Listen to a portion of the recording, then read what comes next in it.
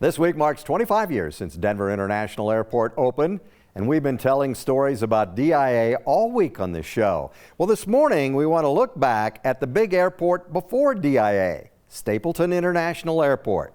It is now Stapleton neighborhood. You may have noticed right in the middle of the Stapleton neighborhood in northeast Denver, there's an old airport control tower.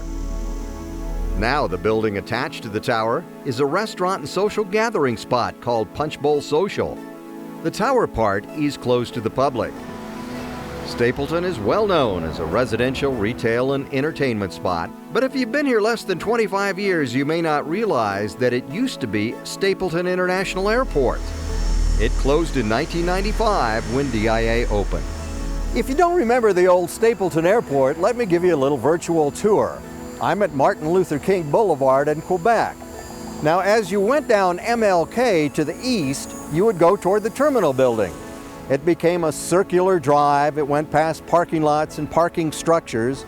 You would drive right up to the terminal, right up to the doors to either pick up your passenger or let them off, kind of like you do now at DIA. You may stop only long enough to load and unload. Please do so quickly so we may accommodate everyone. There were 5 concourses that were attached to the terminal building, perpendicular.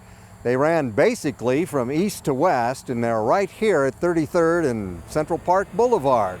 They housed the hubs of the major airlines. In the 90s, United used Concourse A and B, Continental used most of C and D, and the other airlines used Concourse E. To the east and north of the concourses were the 6 runways. One set of runways went from south to north along what is now Central Park Boulevard. It went over I-70, basically into the area that is known as the Shops at Northfield. If you ever drove on I-70 out here in those days, it was pretty memorable. There were tunnels built under runway 35 for both cars and trains. Drivers would often see giant airliners taking off right on the top of their cars. But the runways, in the end, were a big reason Stapleton was replaced by DIA. They were too close together to be safe in bad weather. And there were lawsuits over noise by neighbors in nearby Park Hill.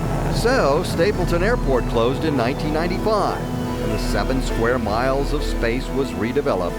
It's now one of the most popular neighborhoods in the city.